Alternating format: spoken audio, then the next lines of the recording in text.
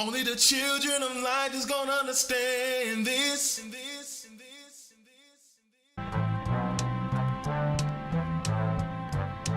For there are three philosophical sects among the Jews, the followers of the first of which are the Pharisees, of the second, the Sadducees, and the third sect, and the third sect, and the third sect, which pretends to a severer discipline, are called the Essenes.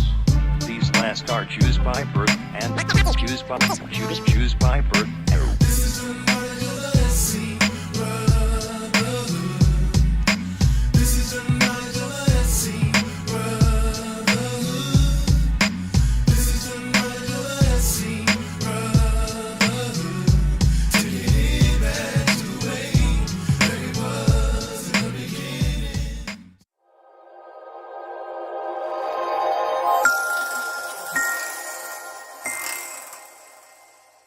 Peace and blessings, peace and blessings, peace and blessings. Happy Sabbath, happy Sabbath, happy Sabbath. Shabbat shalom, Shabbat shalom, Shabbat shalom.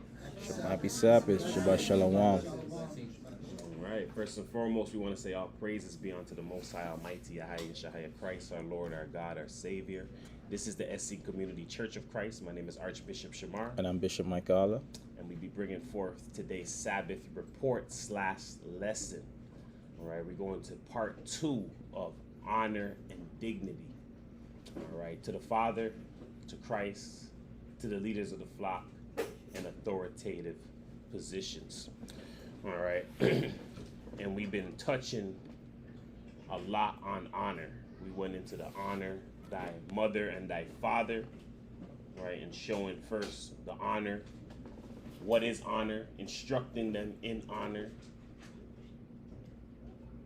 What is honor? We seen that in that lesson that people didn't understand what honor is, and it's not just honor thy mother and honor thy father. It's instruct them in the honor of thy mother and the honor of thy father. All right, because people don't understand what honor is, what it is, and how it comes about, and how it's passed on, and what positions are representative of it according to the Most High. All right, and He set it up according to His Godhead, His leadership, His authority. All right, and it's very important because this is being missing out of society. This is why you see the young youths disrespecting the old and all these different things. All right, people not respecting leaders, authorities. All these things come back down to we've lost the meaning of honor, and we're bringing back that full understanding of honor. What is honor? All right, so once again, this is honor and dignity. All right, to the Father, to Christ, to the leaders of the flock, and authoritative positions. We are in part 2. All right, we're going to go to Isaiah 53 and 1. It's the book of the prophet Isaiah, chapter 53, verse 1. Who hath believed our report, and to whom is the arm of the Lord revealed? All right, so who's going to believe our report, and to whom is the arm of the Lord revealed? All right, we always go to the lesson. Why? We always go to the scripture. Why? Because Isaiah, even in his time, had to ask who's going to believe. Why does he have to ask who's going to believe? Because on how the Most High comes and the prophets have to receive, and how the people have to receive. All right. The Most High sends the word of the Lord, which is Christ, onto a chosen vessel. The word of the Lord comes onto that vessel, usually in the nighttime, in a hidden way, reveals what's been revealed onto him, God the Father. All right. And it reveals it to that vessel and sends that vessel out. People don't see that. Right, so it's their word that they have to understand. The word of the Lord they have to believe in. What does it go back in? Believing in the word of the Lord. That's why it's set up like that. You must believe the word of the Lord, and that first was the actual word. You hearing someone say it. You hearing what the word is saying. All right, and believing the word. All right, so who's going to believe the word? All right, and he comes onto that vessel and sends them out with the word of the God. All right. And that vessel declares, thus saith the Most High, and the people have to discern, is it true, is it right, is it false, is it this? People with wicked hearts, deceitful, they come now say, hey, God came to me, he said this to me, and now we're dealing with the false word versus the true word. All right, the true word who was visited by the word, by the Spirit, versus the others who lie.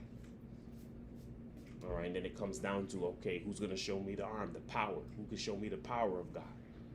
All right, and this is when they ask for signs, different things of that nature. All right, like they did with Moses in the wilderness. Right, but even Christ said, a wicked and adulterous nation seeketh a sign. All right, there's going to be no more sign. Christ is the sign. All right, because it goes back to believing in the word of the Lord.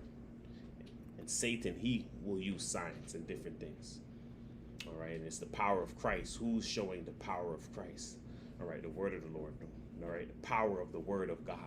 That's why it's important. What can the church do? What can the power of the word do? What can the scriptures do? All right, shows you who's been revealed unto wisdom. All right, so with that being said, we're going to go into the scriptures and ensure that they're interpreted, translated, and taught correctly. Once again, this is honor and dignity to the Father, to Christ, to leaders of the flock and authoritative positions. We're at part 2. We're on page 14. All right, before we begin, can everybody hear me clearly online? Can you just put a con? All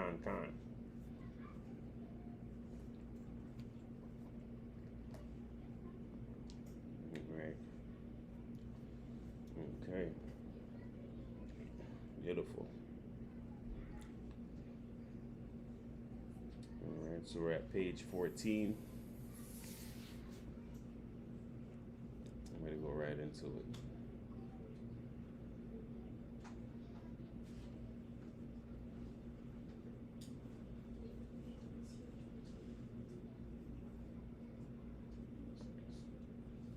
All right, so once again, from last week, we were seeing that that no man taketh honor unto himself. No spiritual man takes honor unto himself.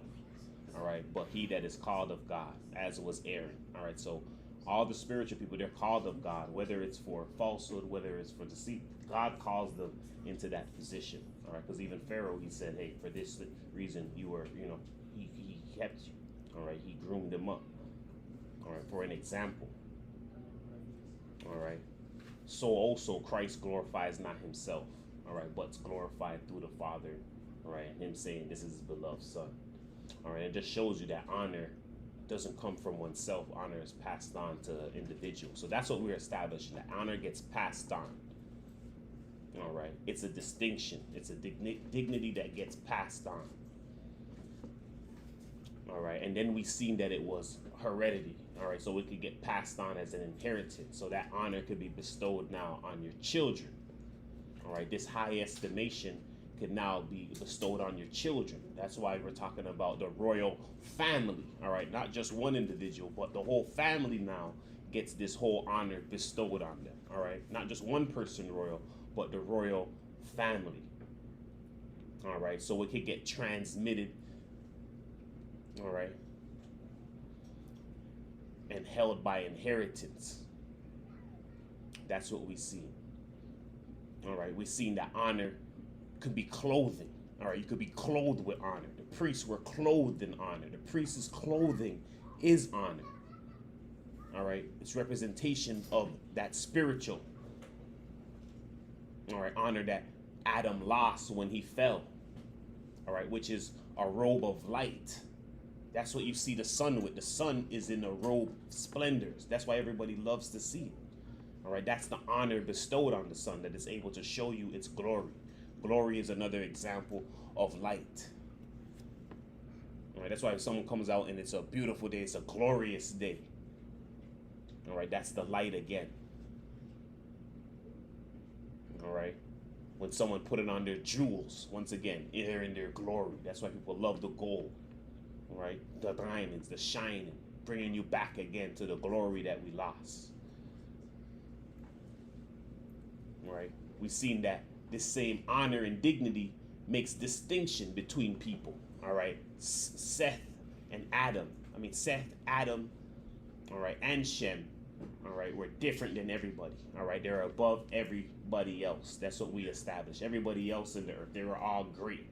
And it's the same things now with the saints. The saints became greater than everybody else. Why? Because why did the saints become greater than everybody else? Because nobody else was in the actual splendor of Christ. Christ didn't reveal himself yet for them to be in his glory. So it's not their fault. Christ didn't reveal himself at that time. We had the opportunity to be there to be able to be in Christ's glory. The disciples had that time opportunity to be in Christ's glory. All right. We've seen that glory once again being used in heirship, where God now commits all of the judgment onto the Son. All right, that all men should not honor the Son like they honored the Father. All right, this is a trust set up.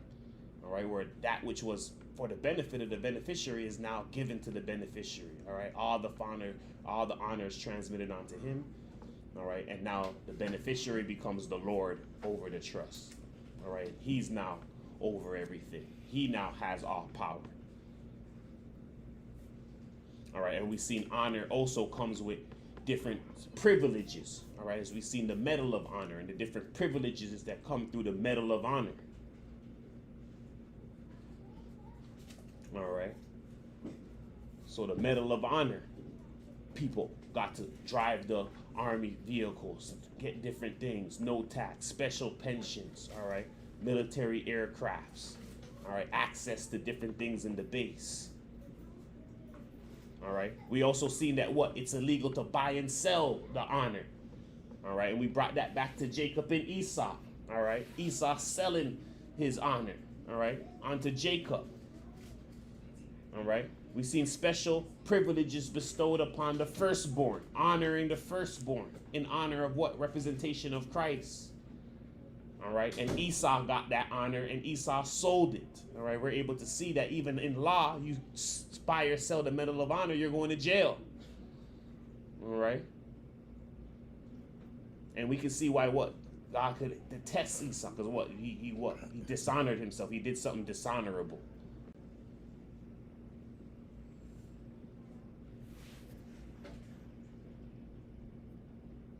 All right, and then we also seen that honor bestowed upon a name as well. Right, that you could send somebody in your name, that you can leave your name there. Hey, tell them my name, and they'll give you 30% if you go there. Tell them my name, they'll make sure they deal with you correct. Tell them my name, they'll cater to you. All right, we've seen that name can carry weight. All right, because we've seen that honor as well carries weight. Honor has to be heavy. All right, honor comes with what? High praise, high estimation. All right, so honor is heavy, has weight to it. All right, and we've seen that wisdom is coming in the honor of the Father's name. All right, wisdom comes in the honor of the Father's name. Wisdom comes in the honor of the Father's name. All right, and that's what we wrapped up into this point of understanding. All right, so we're going to continue now. We're at 1 Chronicles 17 and 16. It's the book of 1 Chronicles, chapter 17, verse 16. And David the king came and sat before the Lord and said, Who am I, O Lord God? And what is mine house, that thou hast brought me hitherto? All right, so David is coming in. David is coming in here and he's like, hey, he came and sat before the Lord. So he's coming, he's like, you know what? He probably checked out what's going on. He sat before the Lord. He comes in and he said to himself, who am I, Lord? God. All right. What is my house? So he's like, what's so special about my house and my people, right? And he's just being humble. There's something special about them, obviously, but he's being humble in himself, all right, that thou has brought me hereunto. All right, that you brought me here and done this. All right, continue for us. It's the book of 1 Chronicles, chapter 17, verse 17. And yet this was a small thing in thine eyes, O God, for thou hast also spoken of thy servant's house for a great while to come, and has regarded me according to the estate of a man of high degree, O Lord God. All right, and once again he's saying, yet this was a small thing in your eyes, O God, for you have also spoken to the servant's house for a great while to come. All right, so he's saying it's just a small thing because, you've also spoke to my house for a while to come. All right, and has regarded me according to the estate of a man of a high degree. So he's seen that God has given him and put him on a certain high order. Right, but it takes his humbleness to see what God is doing for him and for him to acknowledge that, hey, God is considering him a man of honor. All right, continue for us. Verse 18. What can David speak more to thee for the honor of thy servant? For thou knowest thy servant. O Lord, for thy servant's sake and according to thine own heart, hast thou done all this greatness, in making known all these great All things. right. So once again, he's saying, David, all right, he's saying, what more can I say to thee for the honor of thy servant? For you know thy servant. So he's like, there's nothing I can say for you to want to honor me. You know me fully. All right. All right. Thy servant say according to your own heart. So he's showing that, hey, that you know that my heart is according to your own heart. All right. And you've done all these great things to me by making all these great things known unto me. All right. So God doing great things when he's giving you revelations. All right. When he's giving you revelations from the church, you know God is doing great things for you when he's revealing things to you.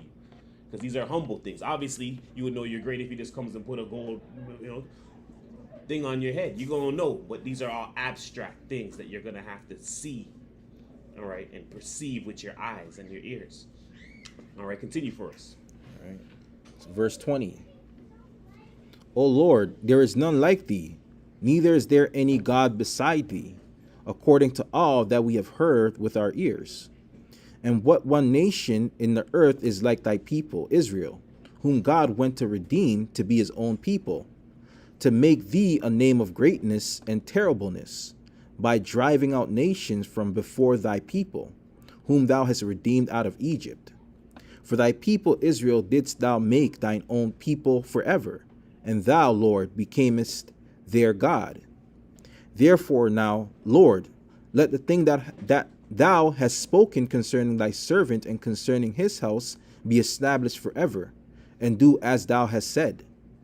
Let it even be established that thy name may be magnified forever, saying, the Lord of hosts is the God of Israel, even a God to Israel. And let the house of David thy servant be established before thee. For thou, O God, hast told thy servant that thou wilt build him an house. Therefore thy servant hath found in his heart to pray before thee. And now, Lord, thou art God, and hast promised this goodness unto thy servant.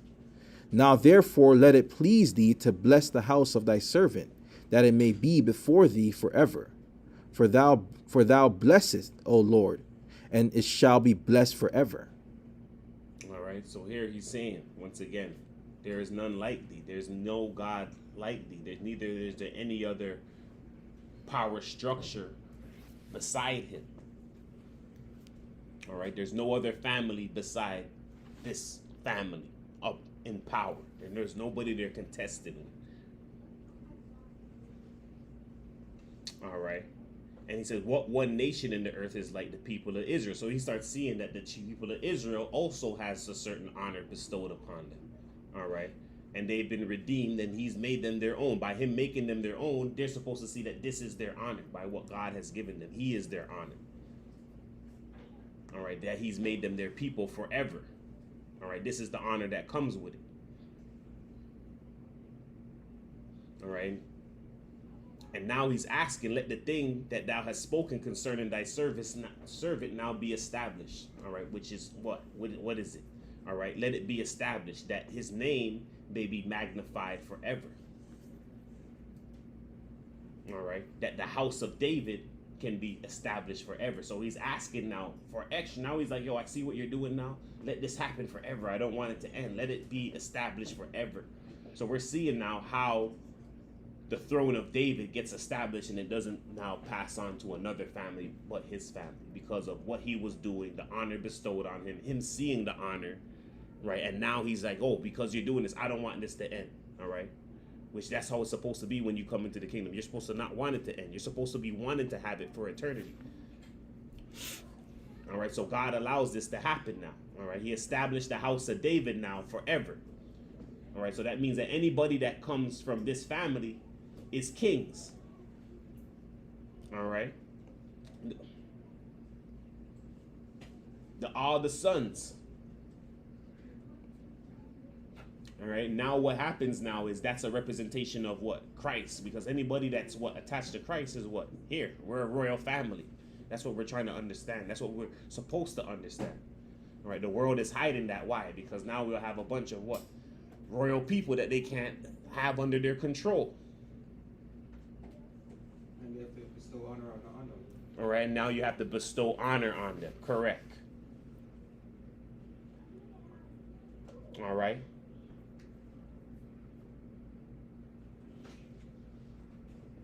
And once again, he's thanking him for this blessing that he's got onto him, and this that's been placed on him, and the house that's been blessed forever.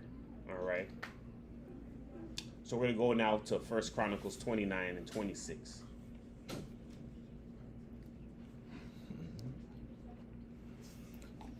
This is the book of 1 Chronicles, chapter 29, verse 26. Thus David, the son of Jesse, reigned over all Israel. And the time that he reigned over Israel was 40 years. 7 years reigned he in Hebron, and 33 years reigned he in Jerusalem. And he died in good old age, full of days, riches, and honor. And Solomon his son reigned in his stead. All right, so David, once again, reigned over all Israel. All right, and the time he reigned over Israel was 40 years. All right, once again, 40, big number. Even David, 40 years of reigning. All right, 40 years is big. All right, once again, shout out to Bishop Barack on his 40th. Oh, yeah. All right. All right, so we're seeing David. You want to know how long David reigned for? 40 years. 4 is the door. 40 years he was king.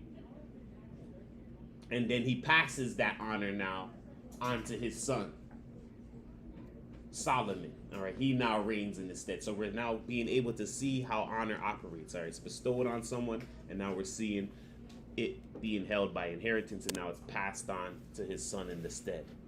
All right, we're going to go to 2 Timothy 2:19. It's the book of 2 Timothy, chapter 2, verse 19. Nevertheless, the foundation of God standeth sure, having the seal, the Lord knoweth them that are his. And let everyone that nameth the name of Christ depart from iniquity. But in a great house there are not only vessels of gold and of silver, but also of wood and of earth, and some to honor and some to dishonor. If a man therefore purge himself from these, he shall be a vessel unto honor, sanctified and meet for the master's use, and prepared unto every good work. All right, so once again, nevertheless, the foundation of God standeth sure. All right, having his seal, the Lord knoweth them that are his. All right, he's saying, let everyone that what? Nameth the name of Christ depart from iniquity. Why is he saying that? All right. We had just spoke on this. Brings dishonor. Okay. Dishonor to what? Okay, yes. Yeah, correct. All right. And we just went through what? That honor, that name has honor. Right? So he's like, if you're calling on the name, you got to depart from iniquity. Why? Because whatever we do is being reflected onto his name. And we see that, right? Everything a Christian does, oh, a Christian this, and Christians do this, and everything you do, oh, you're not supposed to be doing that. Christ didn't say you can do this. You can't do that. Yeah, that's why I guess one of the greatest debates is what's his name. And it just goes back to, once again, the law of nature principle, where it is what? We know that what? We're full of what? We're full of crap. All right? Crap is inside of us. We're full of waste. All right? But that waste is what? Not supposed to be seen by others. Your waste is supposed to be what? Put to the side. So it's the same thing with the Christian. This is symbolic for the Christian now. The Christian needs to know what? Everyone knows there's waste, but who? No one else should see your waste, because why? They're going to relate that back to whose name? Christ's name. All right? So we have to be what? We have to be deceptive, not deceptive, but we have to be smart, all right, in how we present ourselves to those who are of the flesh, because they don't what? They don't understand. Well, in ancient times they used to study feces to tell a person's health, and you can tell by a person's health. And when you go to the washroom, look in the toilet, they're like, oh, that doesn't look proper. So that's the concrete, and the spiritual would be looking at yourself inwardly and dealing with it and removing it, right, expelling it. Correct. Doctors, people, and there are people that, if you have friends or whatever, or people who are in Christ, and they see your shit, they're supposed to tell you about your, excuse my language, see your poop, right? They see it, and they're supposed to tell you that it's not Smells. Yeah.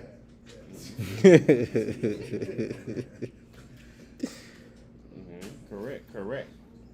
Right. So that they know all that's within. So It's not that he's saying you're gonna be clean or whatever, but we're supposed to take onus that hey, we're not just laying in filth like the pig. All right, that everyone could see it and be like, yo, look at all this sin on this person. All right, but once again, let everyone who's dealing with Christ's name depart from iniquity. And while you're departing from iniquity, keep yourself to a certain order that you're not, everyone else is not seeing. Others outside of the flock is not seeing your stuff. And then also others in the flock. All right, well, others in the flock, you could reveal yourself more to because we're all in the what? We're all in the same bathroom. Right? We know what we're here. We're all to do the same thing. We all using the back. We're all trying to get the crap out of us. Right? Yeah, because if you have diarrhea, it's a sign of something's wrong. Right? And yeah. All right, so once again, we're seeing now in a great house, there are not only what vessels of gold and silver, but there's also wood and earth. So there's vessels that, hey, these are the fancy plates with gold and all of that. And then there's, hey, these are the wooden plates. These are the simple plates, earthen plates, that it don't cost a lot. All right, so he's saying there's some vessels that he's made of mankind that are made for honor, and there's some for dishonor. What are we seeing outside? Everybody would love to be a king. Everybody would love to be a queen. Everybody would love to be a royal family. That's not how it works. It can work if everybody deals with Christ, but everybody don't want to deal with Christ. And that's the whole principle of it. But they want to be worldly.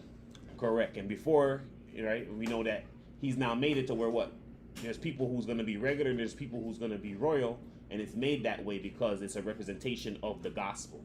People who's going to be in Christ and people who's going to be outside of Christ. People who's going to have the royalty on them and people who's not going to have it on them. All right, and once again, showing you that if a man purge himself from these, so if you purge yourself from the things within, all right, you start to become a vessel of honor, sanctified. And now you're ready for God's use, and now you can be able to do good things. All right, this is even for the youth, because how can somebody now give you something or make you do more things for them if you're not showing yourself that you're capable of handling even what's there? All right, showing that you're ready for service. All right, you got to be ready for work. And just going back to again law of nature principle with the woman and the breast and the child, that the child has to show the mother and the breast that hey, it wants it, or else it's gonna stop producing for it. All right, so we're gonna continue. We're at Romans 13:1. It's the book of Romans chapter 13 verse 1. Let every soul be subject unto the higher powers, for there is no power but of God. The powers that be are ordained of God. All right, so it says, let every soul be subject unto higher powers. So it's speaking to the soul of man. It's not even just speaking to let every man. It's speaking to you, interpersonal self. Let every soul be subject unto higher powers. And we're going to show you that this is civil powers. This is all powers that sit in authoritative seats. Now, it would only differentiate what jurisdiction you're under. So if you're under another jurisdiction, now that power has to respect the other power that's over this individual and able to deal with certain powers, to exercise its power. All right. And that would be on to you to be like, hey, what power are you under, and who you're serving is who you got to listen to. All right, but read it again and we're going to go through it. It's the book of Romans chapter 13 verse 1. Let every soul be subject unto the higher powers, for there is no power but of God. The powers that be are ordained of God. Whosoever therefore resisteth the power resisteth the ordinance of God, and they that resist shall receive to them damnation. All right, so what are we seeing here? Once again, whoever resisteth is resisting what? There's no powers. The powers that be are ordained from God. So all powers that are existing on earth are ordained from God. All right, if you're outside and the police pull you over, they're under you. All right, if they're your power. All right, now the way you come out of those certain things is who are you under? Who is your power that you're under? Right, which is now dealing with jurisdiction.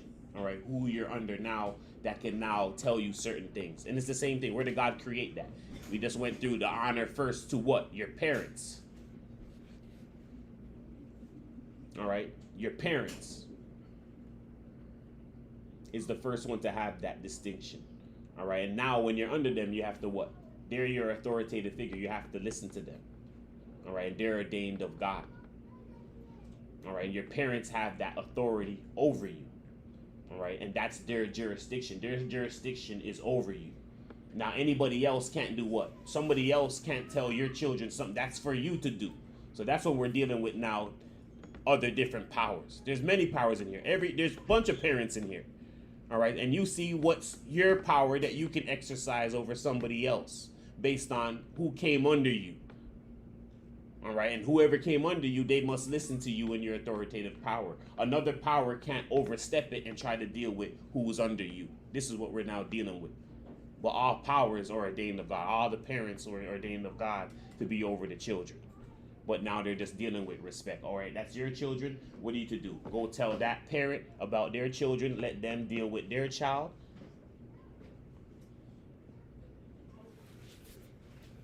All right, and once again, what do? They would just hold them. All right, there's this thing where there's something going on. They would hold them in custody and they bring them over to the parents. All right, so if you see your child outside and something's going on, they might hold them and then they'll bring them to who's over them to let them deal with them. All right, but continue for us. It's the book of Romans chapter 13, verse 3. For rulers are not a terror to good works, but to the evil. Wilt thou then not be afraid of the power?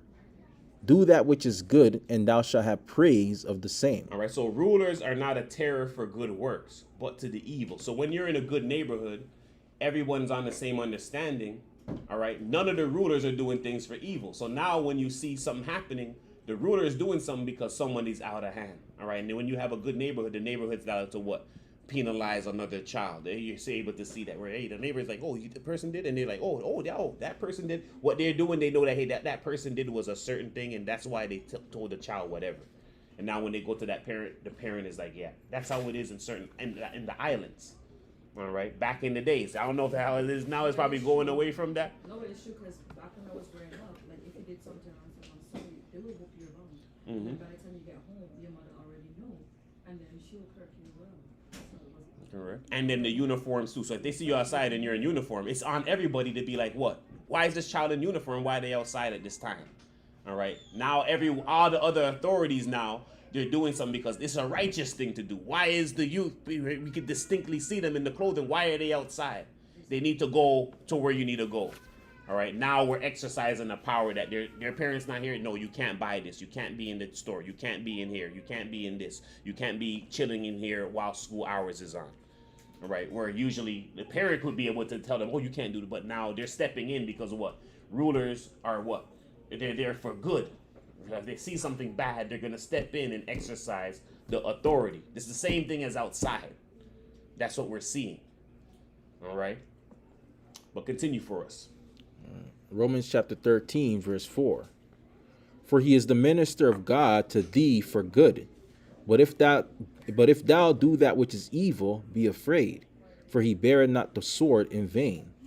For he is the minister of God, a revenger to execute wrath upon him that doeth evil. All right. For he is the minister of God. All right. So rulers are not a terror to good works, but to evil. All right. They're minister of God for thee unto good. So they're doing good. What is that good? Either to do the person good or to do the person. All right, if you're doing evil, then you're going to get the evil from the sword. All right. If you're doing good, then they're going to reward you with the honor. All right. And once again, they're there to execute wrath upon them that doeth evil. So once again, when they're outside, and we're just using the authorities again, when they're outside, they're looking for what? People that's doing evil according to under their jurisdiction. So when we're in different houses, every different house has different rule. All right. This rule over there, this rule over there. All right. They're trying to once again convince certain people that they're under their house and their rule, and these are the rules that you broke under their house.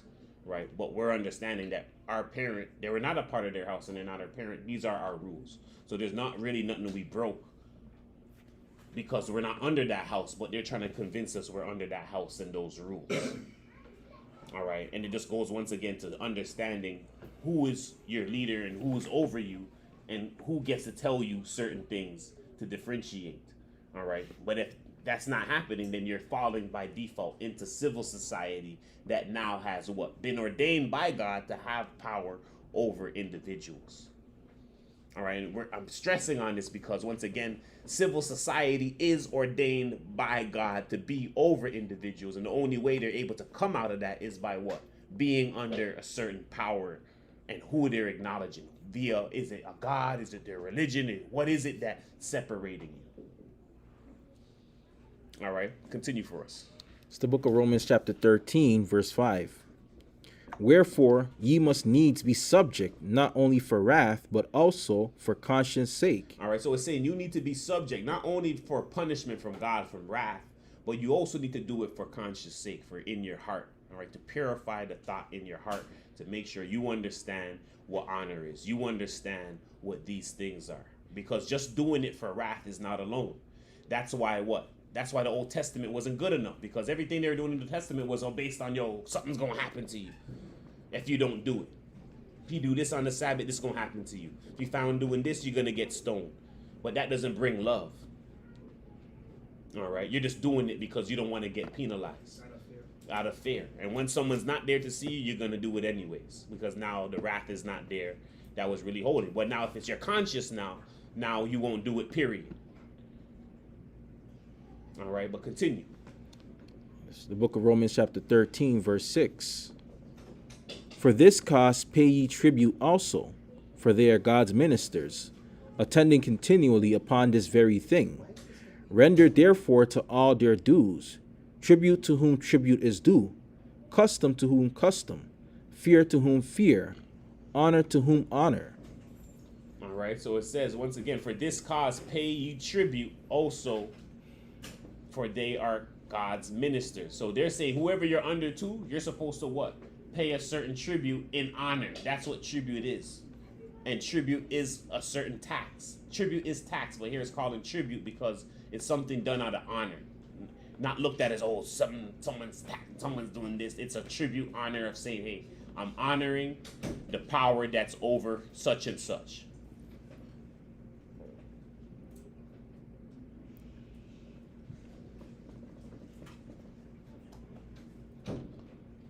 All right.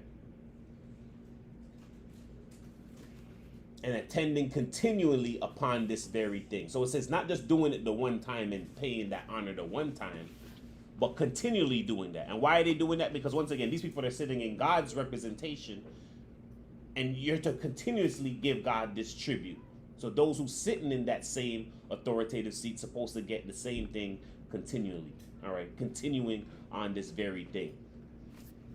All right. Render therefore to all in their dues.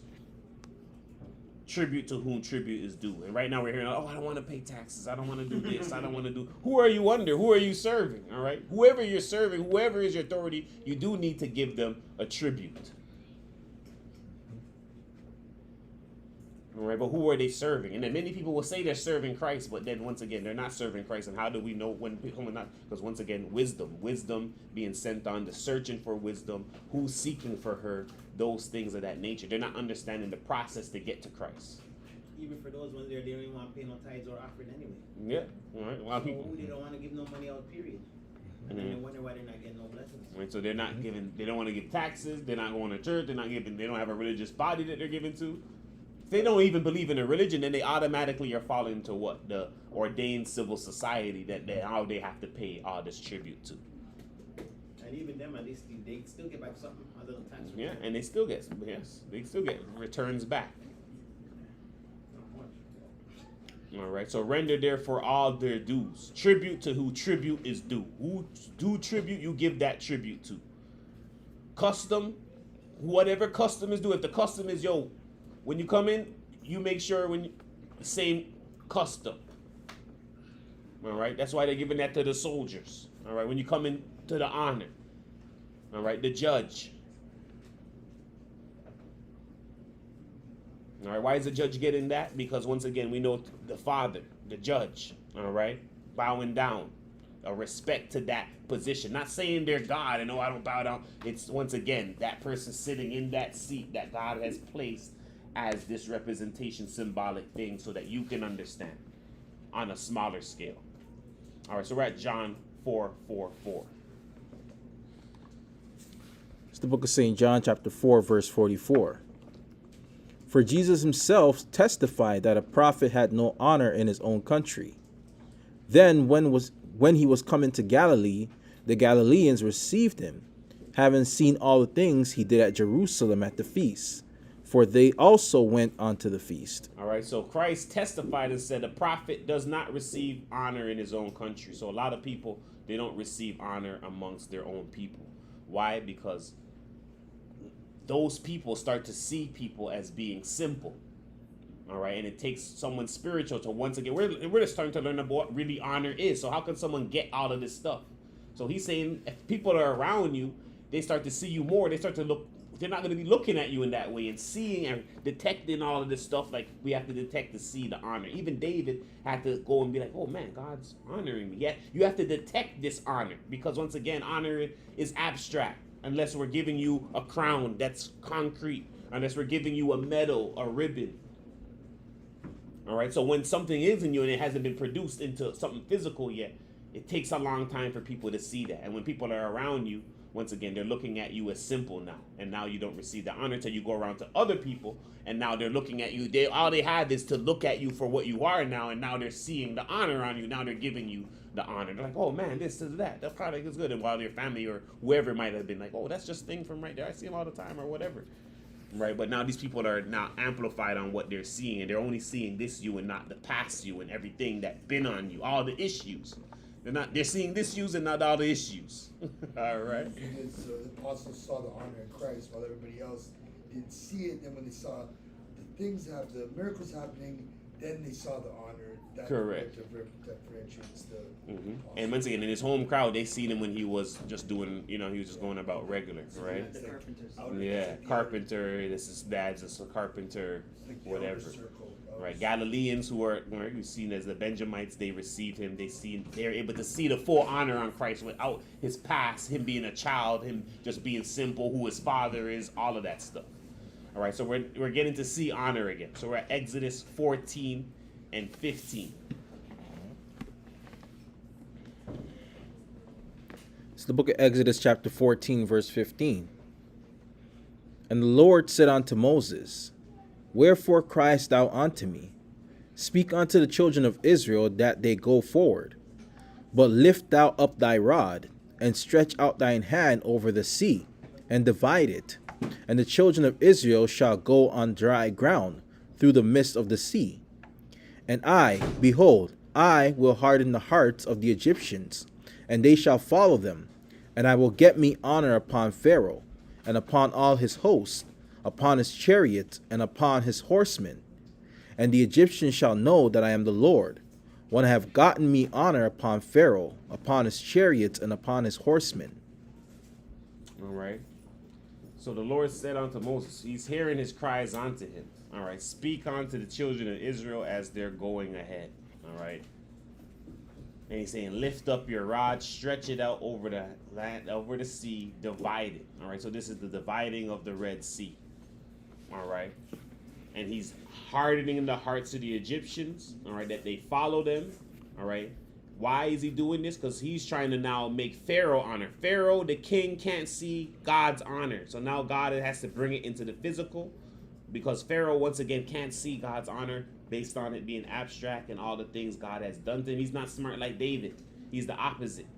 So now God has to bring upon all these plagues now, a physical thing, for him to see, hey, this is the ability of God. This is what God is able to do to you to get you back that honor. All right? And this is what parents do when they're like, hey, I'm going to hit a child. I'm going to do this to the child. Why? Because right now they're not seeing the honor on the parent. The parent's going to get it back by bringing it back to the physical again. Here, that's going to remind me what I can do again. I can split the sea, right, which is your forehead. All right, and it opened up sea of blood, Red Sea. All right. But you'll be saved, though, from the kingdom. All right. So this is what the father is doing. This is his child. He's now like, hey, you think I'm going to bring the beatings to you, all right? Different plagues to get me honor. You want to disrespect me, all right? We'll get honor upon me. I'm going to get myself honor upon Pharaoh. And they going to know my name, all right? They going to know I'm daddy. All right, so we're at Leviticus 19 and 15. It's the book of Leviticus chapter 19 verse 15. Ye shall do no unrighteousness in judgment. Thou shalt not respect the person of the poor, nor honor the person of the mighty. But in righteousness shalt thou judge thy neighbor. All right, so now we're seeing another thing of honor. That in judgment, honor, there's no honor there in judgment. All right, when you're dealing with judgment, the rules are the rules. All right, you shall do no unrighteousness in judgment. What is that unrighteousness? Thou shalt not respect the person of the poor. So these people that would have certain honors bestowed upon them, it can't happen no more. All right, nor the person of the mighty. So the mighty person, oh, they do this. Once they break a rule, the rule is the rule. The rule has zero respect of persons. All right, but in righteousness shalt thou judge thy neighbor. So once again, judging the neighbor based on, hey, this is right, that is wrong. All right, so honor can't come into judgment. Right, so you can't be like, yo, but I'm such and such. Which when I'm watching a lot of these shows where they're pulling over the sheriff's, pulling over this person, and the counselor, the city guy, or the governors, they're like, oh, do you know who I am? Such and such and such. And the law person, like, oh, they don't really care. They're like, I'm gonna call him. What is he gonna do? He's gonna call his brethren or his buddy, who he might have in the force, that giving him this honor, right? And they're doing the respect of person and not following what the law is, the rule of law. All right, but the officer in front of them is not going to give them that blind, because the rule is the rule. The rule has zero respect thereof persons. All right, that's what happened with Israel. So Israel is able to bring those judgments on. And now what happened to you? Guess what? The rule is the rule. All right, you took other people's land. You killed Canaanites. You took their land. You told them you were against Christ. I mean, you were against the Father at that time. All right, the Most High.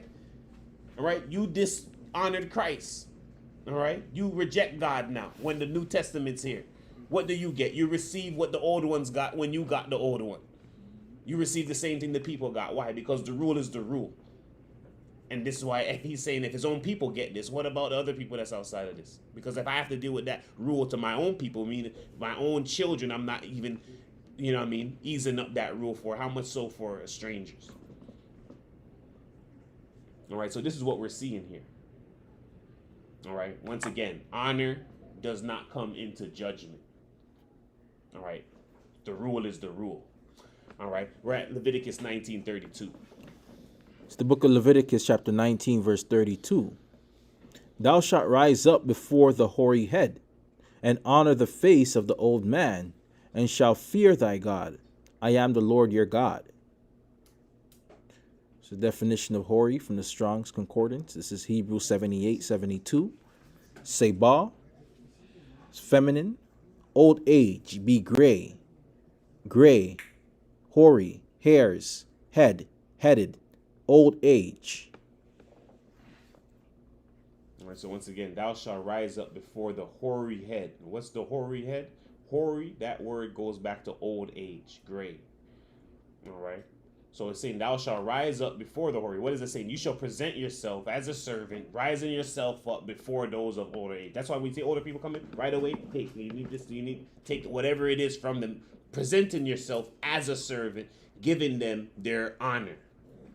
All right, you see them come on the bus right away. What do you do? Rise up off the seat, right? Here, sit down.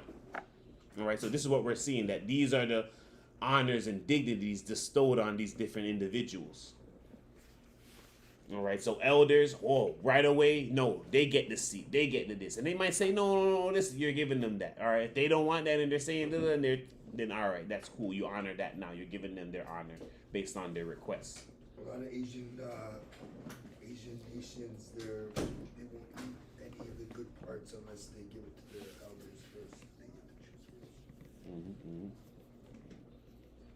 first. All right, so it says, honor the face of the old man. All right, honor when you see an old man, you honor that. When you can see that they're old, you honor that individual. Honor the face of the old man, and shall fear thy God.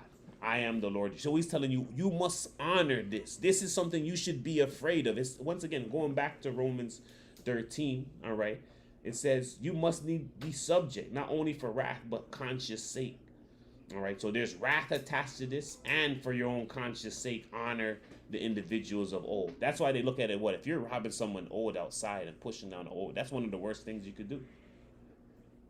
And it's funny, too, because when we were downtown, I was with the deacons there, and we seen one of my boys downtown. And this guy, I was telling them the story that this was my boy, and that his mother was there too. And I was telling them the story that, hey, this guy got held down by citizens. He got a citizen's arrest because he went and he stole the old lady's purse. And the citizens didn't want. They're like, yo, these two men chased him down and they held him down and they kept him there until whatever police came there. And why did they do it? Because they seen him go snatch a lady's purse and dip off. All right. And his mother had to come outside, and she seen all of that. She go, oh no, she doesn't even remember me or thing, right? But that's what had happened. So I was there with the deacons, and coincidentally we're doing this lesson, and that's the individual I see where I was able to show them, like, hey, there. I had to show him certain things at that time. Once again, he was just youth outside, not dealing with this and that. But that's one of the worst things you could do, and he's wondering why, out of all the things, the citizens came and arrested him, because once again, you went and you took an old lady's purse. You know what I mean? Not just a purse or a lady's purse. You took an old person's purse. People outside is going to defend that because what? They're seeing that as very dishonorable.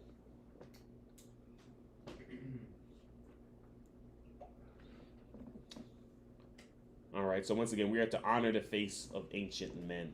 All right, and we do this as a reverence of the Most High, knowing that they're sitting in that authoritative seat. All right, once again, we are to present ourselves as servants to the elders.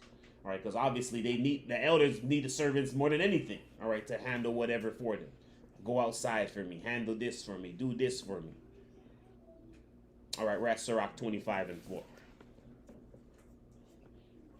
And once again, Sirach's out the KJV book, Apocrypha. It's supposed to be in the middle of the KJV Bible. Was taken out of the middle of the Bible. All right, but you can find it in your 1611 KJV Bible. All right, we're at Sirach, which is Ecclesiasticus 25 and 4. It's the book of Sirach, chapter 25, verse 4. Oh, how calmly a thing is judgment for gray hairs, and for ancient men to know counsel. Oh, how calmly is the wisdom of old men, and understanding and counsel to men of honor. Much experience is the crown of old men, and the fear of God is their glory. All right, so how calmly a thing is the judgment for gray hairs, and for ancient men to know counsel. So ancient men know counsel. All right. And it's a beautiful thing for the judgment for gray hairs. All right. The things that's determined upon them. All right. And the rules that's there. All right. It says, how calmly is the wisdom of the old men. So the wisdom that comes with them. With the ancients come wisdom. All right. Understanding and counsel to men of honor. All right. So understanding and counsel come to men of honor. All right.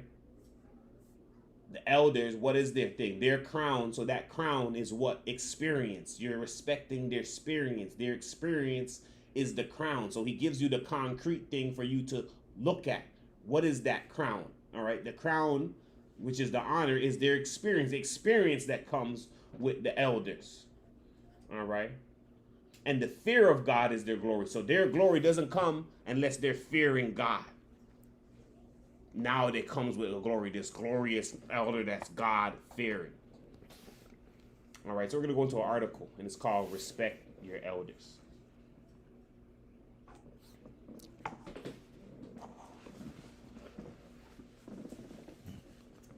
Yeah, water. No, water. Yeah. All right. This is why it matters more than ever, the role of elders in society. Elders are the keepers of wisdom, holding a wealth of experience that spans over many years. They have lived through historical events that younger generations can only read about in books. Culturally, they are custodians of traditions, myths, and legends. They carry within them the essence of who we are as a society, and it is our moral obligation to show them the respect they deserve. In many cultures around the world, elders are highly respected and venerated. They are seen as the keepers of wisdom and are consulted for advice and guidance in all areas of life.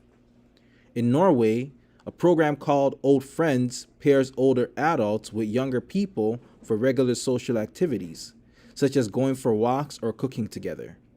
The program has had significant success in reducing loneliness and social isolation among older adults and fostering intergenerational connections. Kobayashi and Steptoe, this is 2018. This can benefit society by reducing the burden on social services and creating a stronger sense of community and social cohesion. All right, so we're seeing the elders are keepers of wisdom, holding wealth of experience. The same things we're seeing in the scriptures, we're now seeing in secular articles. All right, they have lived through historical events. All right, culturally, they are custodians of traditions, myths, all the things they're holding. All right, legends. All right, they carry within them the essence of who we are, the past. They carry the past with them, past experiences.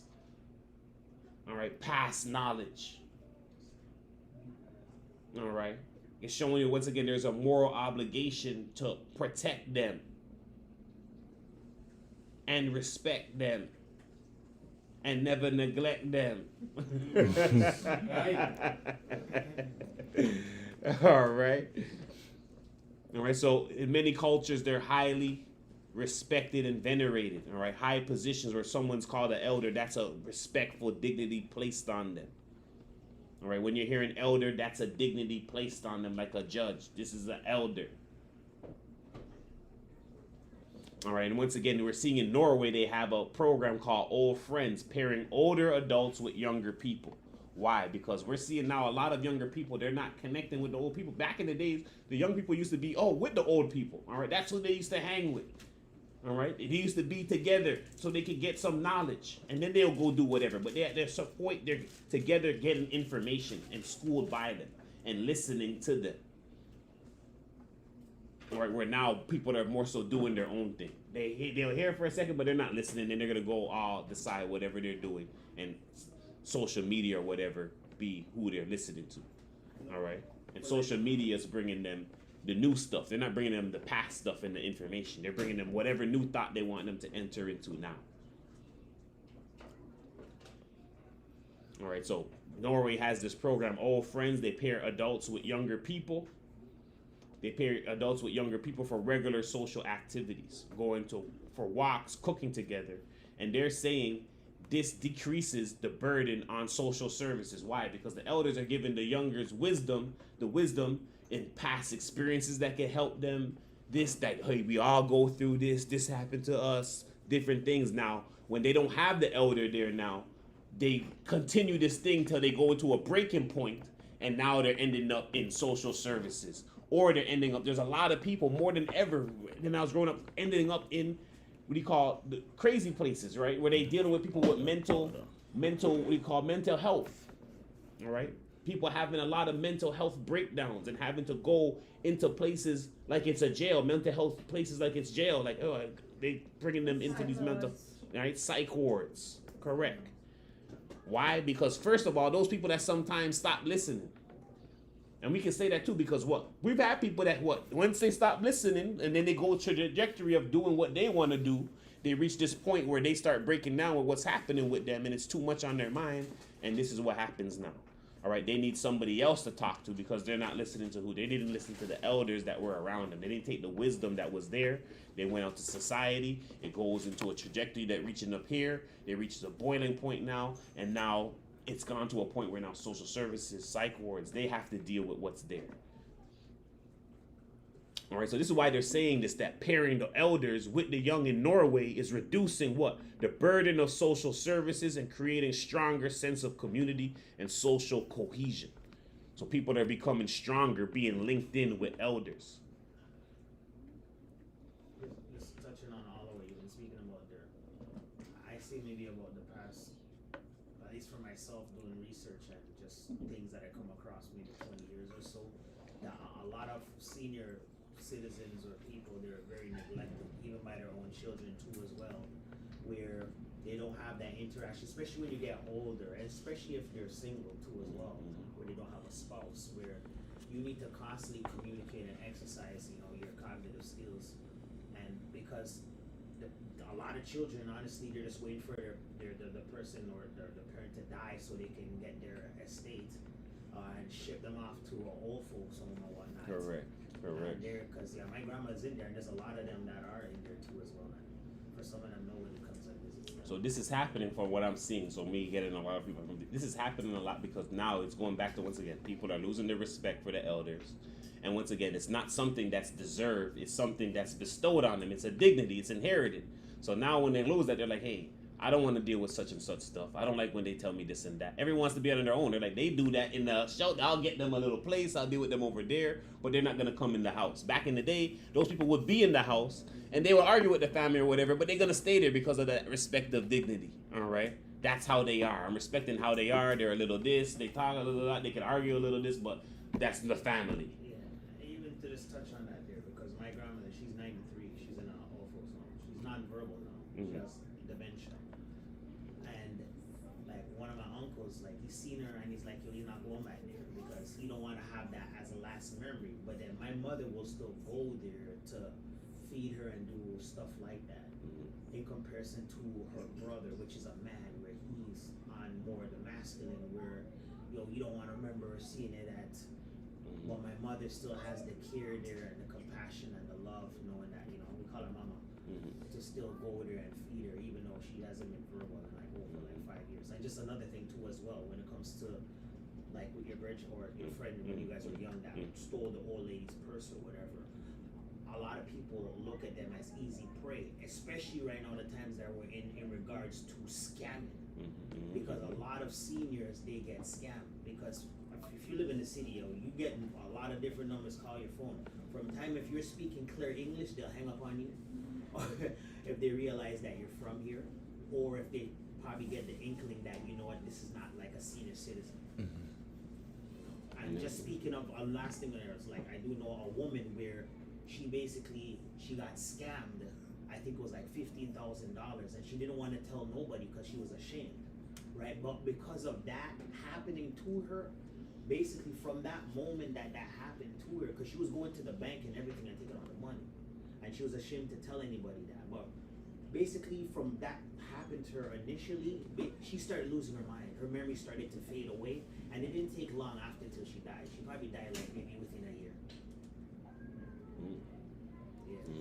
Yeah, a lot of scams, a lot of things, and a lot of it happens to them, and they're so humble that they don't tell a lot of people too of that when it happens to them. All right.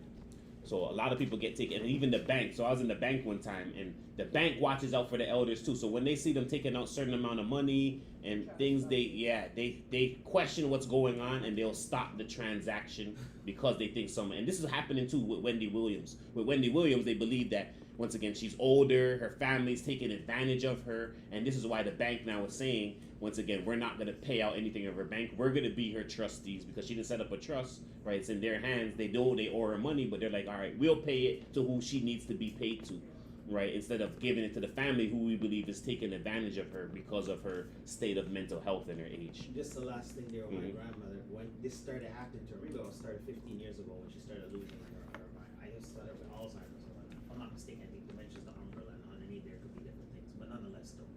Like, that's what was going on with her, where she was going to the bank and withdrawing money and giving it to people. Yeah.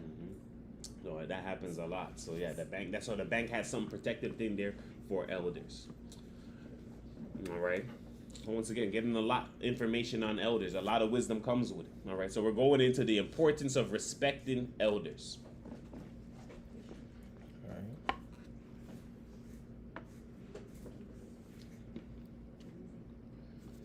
This is the importance of respecting elders. Respecting elders is not just a matter of good manners. It is also a moral obligation. Elders have contributed to society throughout their lives and deserve to be treated with dignity and respect in their old age. Respecting elders also sets a good example for younger generations, teaching them the value of empathy, compassion, and kindness. According to research conducted by the World Health Organization, Japan has one of the longest life expectancies globally, with many elders living beyond 100 years. One reason for this is the respect they receive from younger generations. Elders in Japan are revered and are often consulted for advice and guidance in all areas of life.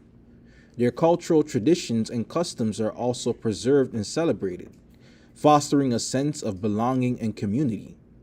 This is a testament to the power of respecting our elders and the positive impact it can have on their well-being. This can benefit society by increasing potential for intergenerational knowledge transfer, contributing to wealth, growth, and development of society as a whole. There are numerous ways we can show respect for our elders. All right. Listen to their stories as they often are filled with wisdom and valuable insights into life's challenges. Another way is to offer assistance, even if it's just a small gesture like carrying their bags. Loneliness can be a real issue for elders, especially those who live alone. So we should spend time with them and brighten their day. This can be done through simple activities like going for a walk or having a cup of tea together. Show respect through language and behavior. This includes not interrupting them when they're speaking and refraining from raising your voice. By being mindful of our language and behavior, we can create an atmosphere of respect and dignity for our elders. All right. So once again, respecting elders is telling you it's not just about good manners. All right. Respecting elders is not just manners. What we're trying to say for the whole thing of honor? Honor, it's an obligation. All right. It's a moral obligation. It's something you must do. It's not something, deserve it, you gotta do this, let me show them some manner. You must understand the instruction of honor and what honor is. This is your moral obligation, all right, within your soul. It is law within your soul and conscience and universal principles. So much so that it deals with what God told you, what it deals with the lifespan and your expectancy on land and your life. This is why now we're looking at what? Research conducted by who? World Health Organization. Japan, one of the longest life expectancies globally. Why? Respecting their elders. Elders living well beyond 100 years. All right, why? Because the respect they're receiving from the younger generation. This is what the researchers is saying. This is what the scriptures is saying. They remain active. Their minds remain active and they don't become lost with doing nothing. Correct. And the universe understands they're dealing with this law and is allowing the lifespan to thing. All right, which God told the children of Israel. All right, honor thy mother and thy fathers. All right, that you could have long life upon that land. All right, and they could be prosperous, all right, on the land that he's given them. So this everything's tied to life and longevity, whether commercially, whether physically, all right, whether family wise. All right, so once again, elders in Japan are revered and are often consulted for advice and guidance in all areas. So they're they're taking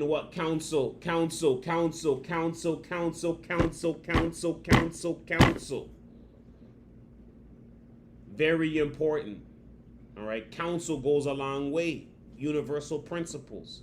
They're taking counsel. Younger generations listening. Elders are going longer. Young generation is prospering. All right, elders in Japan are revered and consulted for advice and guidance in all areas of life. They're being looked at as counselors. All right, let's keep in mind the Japanese are children of Israel. All right. All right, they're showing that this is a testament to the power of respecting our elders and the positive impact on their well-being. Once again, extending life on the land, extending life physically. All right, and then what did we see? You know what? Let's go there. Let's go there real quick. We're gonna go to the flood real quick. All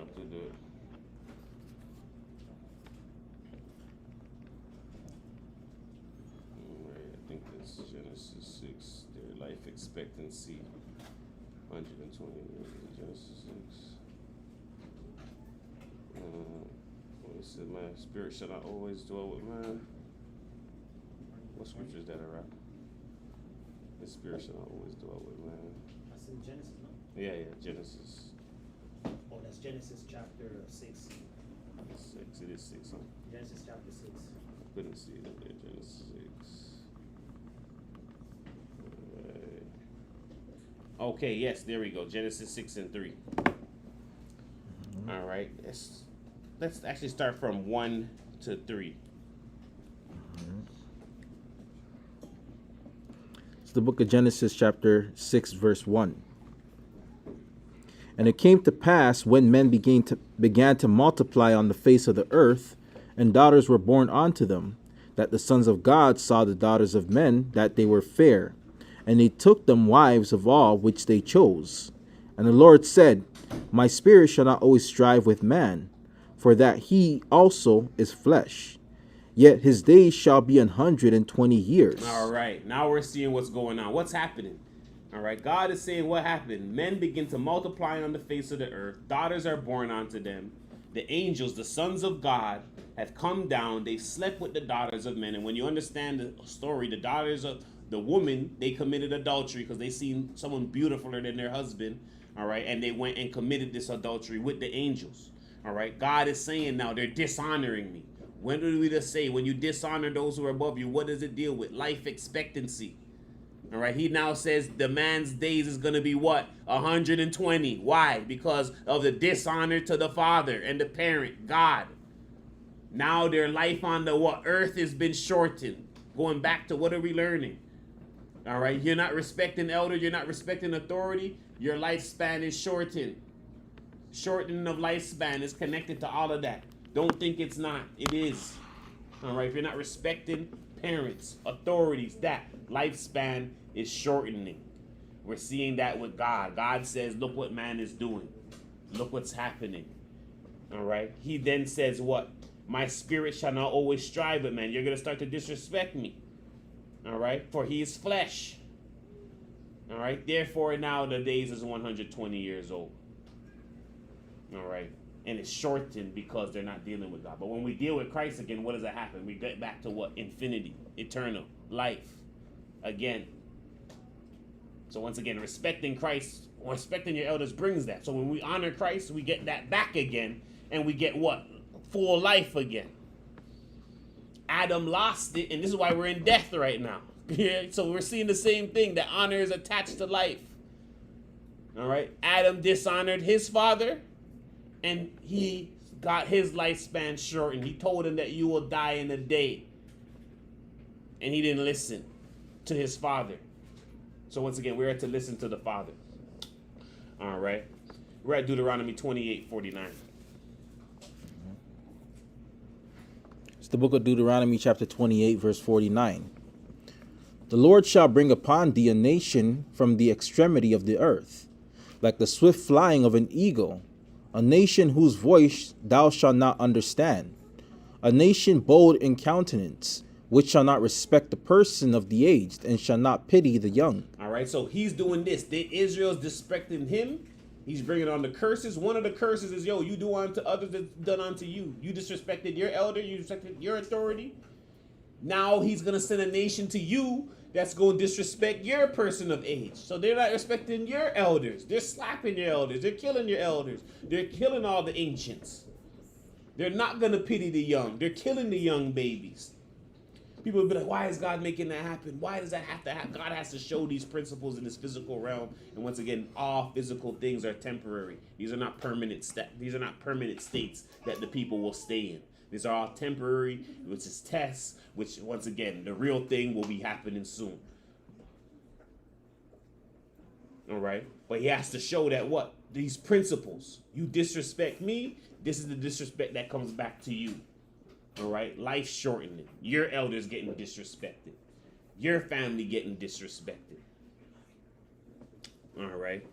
Because they disrespected the Lord. All right. We're at 1 Timothy 5:1. It's the book of 1 Timothy chapter 5, verse 1. Rebuke not an elder, but entreat him as a father, and the younger men as brethren, the elder women as mothers, the younger as sisters, with all purity. Honor widows that are widows indeed. All right. So once again, what is it saying here? rebuke not an elder. Why? They're supposed to respect. So out of respect, but it says entreat him as a father. So you sit down, you don't rebuke them. Rebuke means sharp rebuke. Hey, no, what are you doing? Da, da, da, da. You come and you speak to them as a father out of respect and tell them what's going on, what's happening in a respectful manner. You don't rebuke them like how the parent can rebuke the child. We know what it means when the parent rebukes a child. All right. Hey, what are you doing? Hey, get from over there. What's happening? All right. You don't do that to the parent. I almost turn around to go look. Right. You don't do that to the parent. The parent does that to the child. The child comes back and says, hey, and they treat them with a certain softness of tone. All right. And then what does it say? The same dignity is to be put on younger men as brethren. So when you look at the younger youth, that's why they're asking for. We're to treat them as, yo, you're our brothers. All right. You do, if you're acting proper as a young gentleman, hey, we're like brothers. You can do this. You can do that. All right. We're not treating you as children. It says don't treat young men like children. They're not children. And treat them as brethren. All right. Giving them certain things, responsibilities as a brother, as you would groom a younger brother now, and not looking them as a child now. All right, the elder woman as mother. So the elder woman, their dignity comes through as, yo, this woman, elder woman, that she gets what you would give given your mother now because she's an elder. All right, this is how the dignity is being passed down. All right, the younger sisters as sisters. All right, the younger woman, females as sisters. All right, so the younger females, they're to be looked at as sisters. Why? Because as they get older, what do they don't want to be looked at? They don't want to be looked at as a child no more. And we got to respect that as well, that dignity is not on them anymore. All right, now that dignity is off of them now, all right, we're dealing with you like a sister, like how you would be a younger sister and not a child. And there's a difference in that. All right, and how we deal with them and talk to them and put them on the spot and certain things. Because certain things that we say could put them on the spot and once again make them feel like, yo, you're belittling me and you're turning me to a child again. All right, and you're not giving them their honor that they want on them. All right, they want a certain honor on them too. Everybody needs to respect everybody's honor. That's what we're seeing, and it comes back into what is this honor and how can we identify it and instructing people in it so now we can deal with it properly. All right, so once again, we're at what now? All right, and it says deal with the younger females as sisters with all purity. All right, because the woman, it says with all purity, because once again they're the female essence and they have a certain purity with them. That's the chastity in them. Chastity is what? Honor. We just seen that the chastity is the woman's honor. The younger sister's gonna have that honor of chastity on them. So those who are dealing with them got to deal them with all purity, because what, people come in and they start to become impure and want to what? Dishonor the young ones. All right, with the filthiness, all right, and dishonor that chastity that they would have. And once again, there's another honor that goes on to the widows, all right, those who have lost their husbands through death.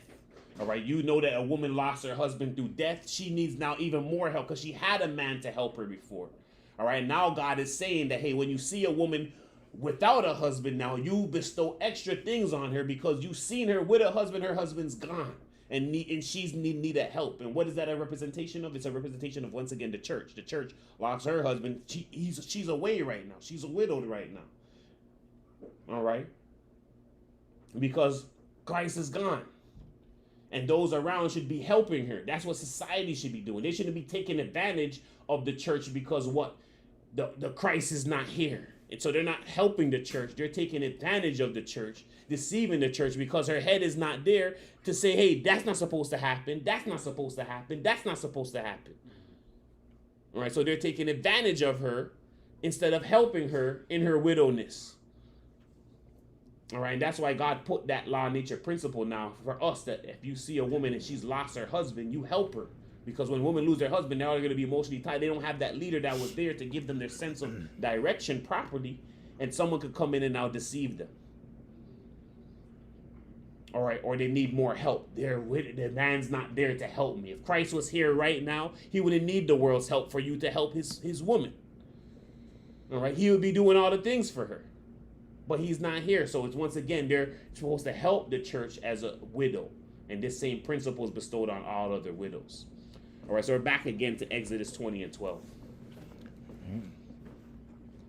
It's the book of Exodus chapter 20 verse 12. Honor thy father and thy mother, that thy days may be long upon the land which the Lord thy God giveth thee. All right, so once again, honor thy father and thy mother, that thy days may be long upon the land which he give thee. So once again, we're tying this back to showing that honor deals with length of life. We've seen it when when mankind started disrespecting the Most High, he shortened mankind's lifespan to 120 years. And that's why you could read about people that lived up to 700 years, 800 years. Adam lived up to 930 years. All right, so we're just showing you these different things. All right, we're at Esther 2 and 20, and this will be the last example we're going into. It's the book of Esther chapter 2 verse 20.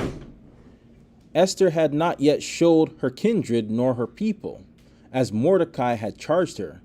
For Esther did the commandment of Mordecai, like as when she was brought up with him. In those days, while Mordecai sat in the king's gate, two of the king's chamberlains, Bigthan and Teresh, of those which kept the door, were wroth, and sought to lay hand on the king Ahasuerus. And the king was known to Mordecai, who told it unto Esther the queen, and Esther certified the king thereof in Mordecai's name. And when inquisition was made of the matter, it was found out. Therefore they were both hanged on a tree, and it was written in the book of the Chronicles before the king. Right. So once again, we're going to this because we're going to see now an instance of Esther. Of what's happening with Esther, the king Ahasuerus, and how honor also gets bestowed.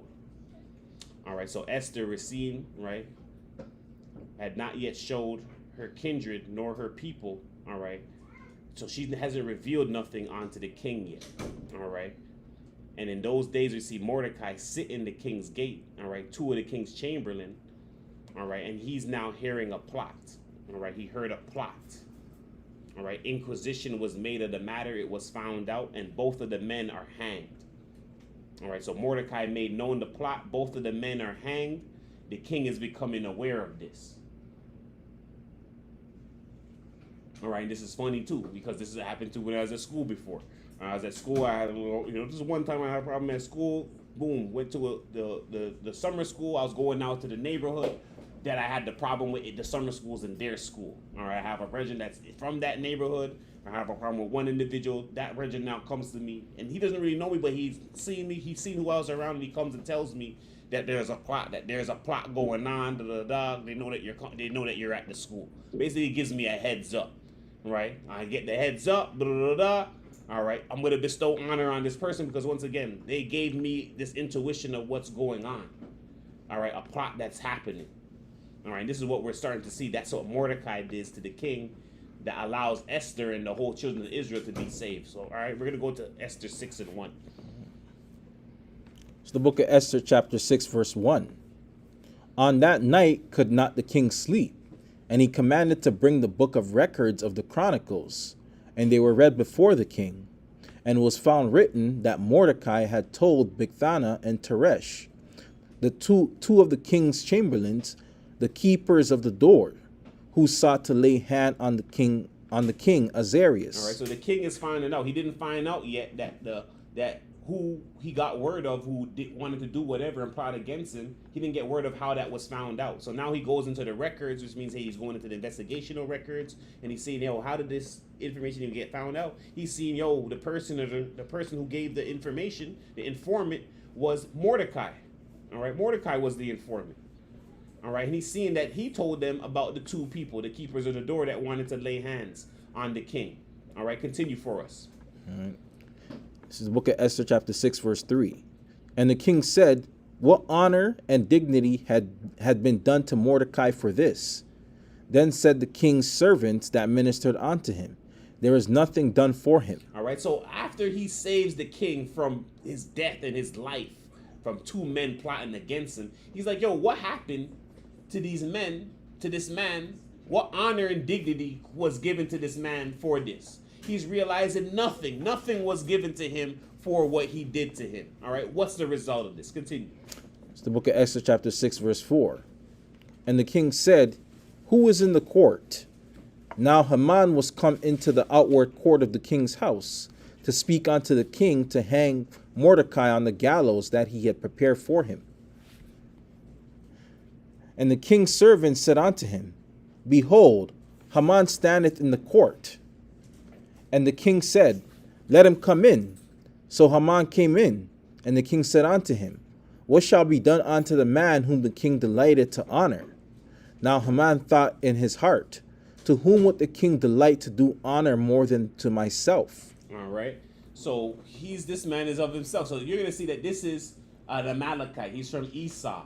All right. First of all, we're not going to the whole story of Esther. He's already plotting on Mordecai. All right. He's plotting on Mordecai himself. Mordecai helps the king now. So this is how the Most High works. Mordecai helps the king, and king is coming to him to tell him, yo, how we could bestow this dignity on Mordecai. This guy's like, dignity on Mordecai? I want to kill Mordecai. You know what I'm saying? I want Mordecai dead for my family's sake and all of that stuff. All right. And sometimes the Most High bestows honor on people, not immediately, but somewhere down the road. Somewhere down the road, right? Doesn't have to happen right away, but it will happen eventually. All right. Like how there's good people who have talents and this, and the talent just gets found out later on. All right, but continue for us. All right. It's the book of Esther, chapter 6, verse 7. And Haman answered the king, For the man whom the king delighted to honor, let the royal apparel be brought which the king useth to wear, and the horse that the king rideth upon, and the crown royal which is set upon his head. All right. So even sorry there. Haman doesn't even know it's Mordecai. Sorry. How the Most High is working, he doesn't know this is Mordecai, and the king is coming to ask him, and he's now bestowing all this dignity on this imaginary person, and now he's going to find out that it was Mordecai that he gave this advice to the king to do. All right, but continue for us. Verse 9.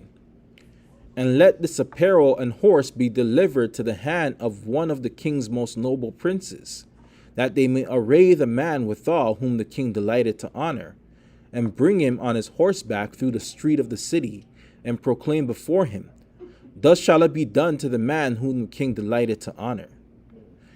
Then the king said to Haman, Make haste, and take the apparel and the horse, as thou hast said, and do even so to Mordecai the Jew that sitteth at the king's gate. Let nothing fail of all that thou hast spoken.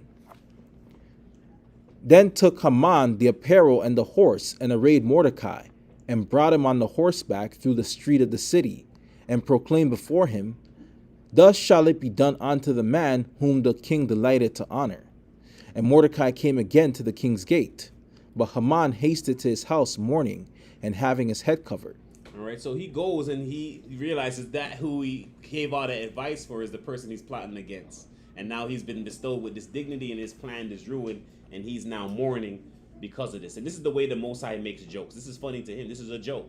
All right. Most High has humor. All right. You think he won't do that? He has humor to do things back on the people. Like, yo, you think I don't know? This is like, come on, man. All right. So he now makes it happen to where he bestows this honor on Mordecai, and it becomes harder for him to plot against Mordecai. All right. So we're just going to go to Sirach 20 and 27.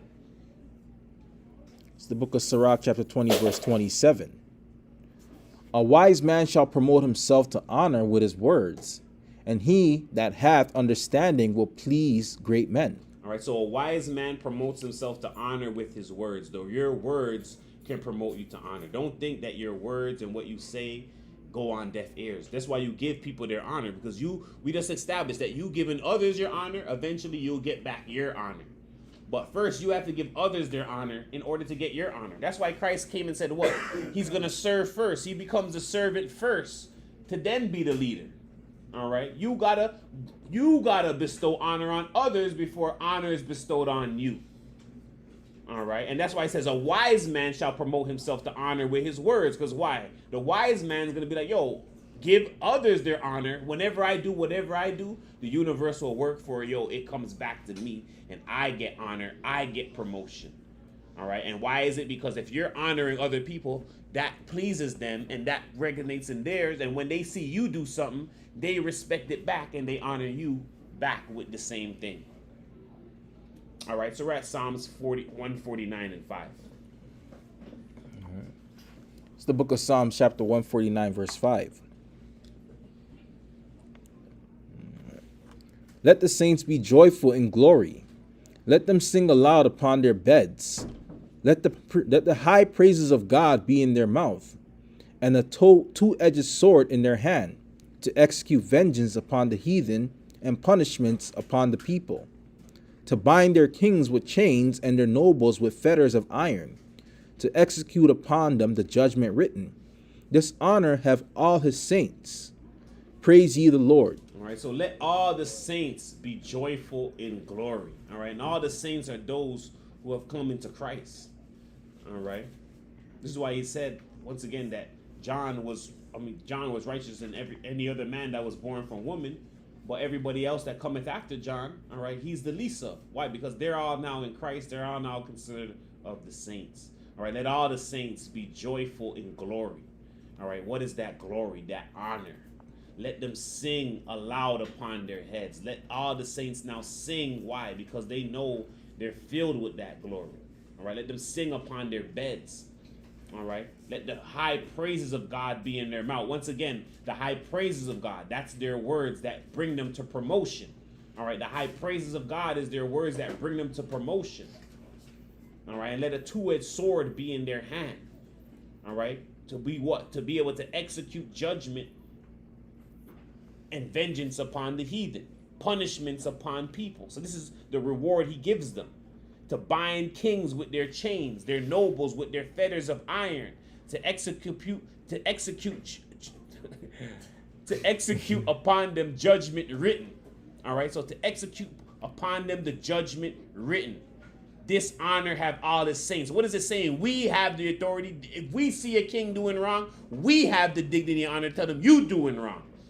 We have authority to execute judgment. All judgment written in the Holy Bible. That's what the saints have. All right, to bind kings with chains, nobles with fetters. We're able to be over all those of dignity. All right, outside. All right, once we're dealing with Christ and the true God and power. All right, all praises be unto the Most High, Almighty, Yeshua Christ. All praises be unto his holy name. All right, so that was our lesson for today on honor and dignity. All right. To the Father, to Christ, the leaders of the flock of authoritative positions. All right.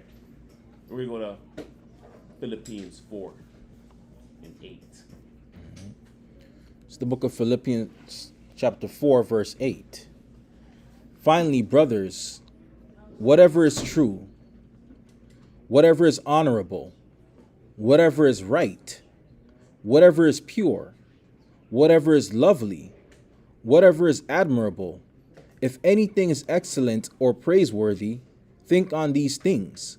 Whatever you have learned or received or heard from me or seen in me, put it into practice, and the God of peace will be with you. All right, so once again, put all these things into practice that you're getting and understanding from honor and the distinctions between the old, all right, the young woman, the young men, the widows, the elders, right? Those in authoritative positions, all positions being ordained of God. All right, and understanding what? Who is your parent? Who is your leader? Who is your government structure that you're under? That's your leader. That's your parent. That's who could talk to you. All right, but you have to know who is it that you're serving. Who is it that you're serving that's putting you under a certain jurisdiction? But all these jurisdictions are ordained by God. It's just which one are you falling under based on what is your worship, what is your praise, what is all of these things.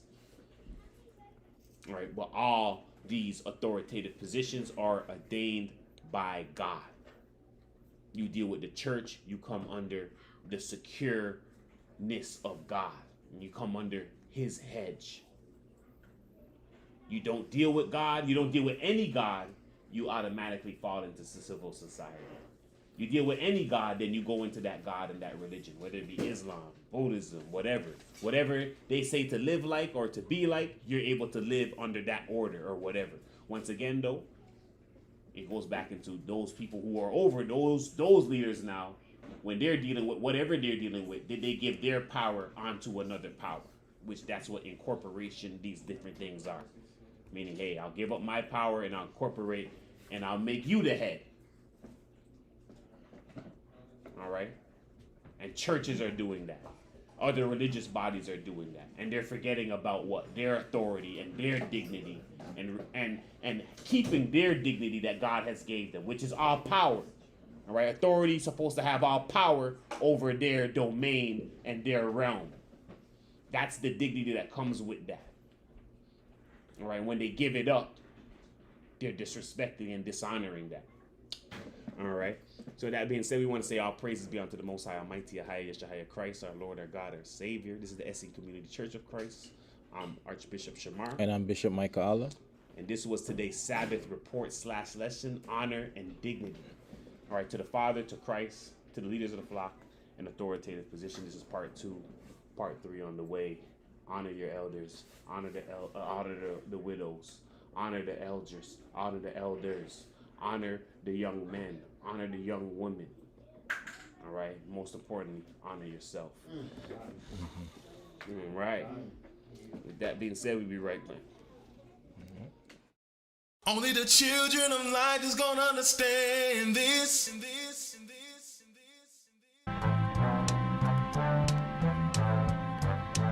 For there are 3 philosophical sects among the Jews, the followers of the first of which are the Pharisees, of the second, the Sadducees, and the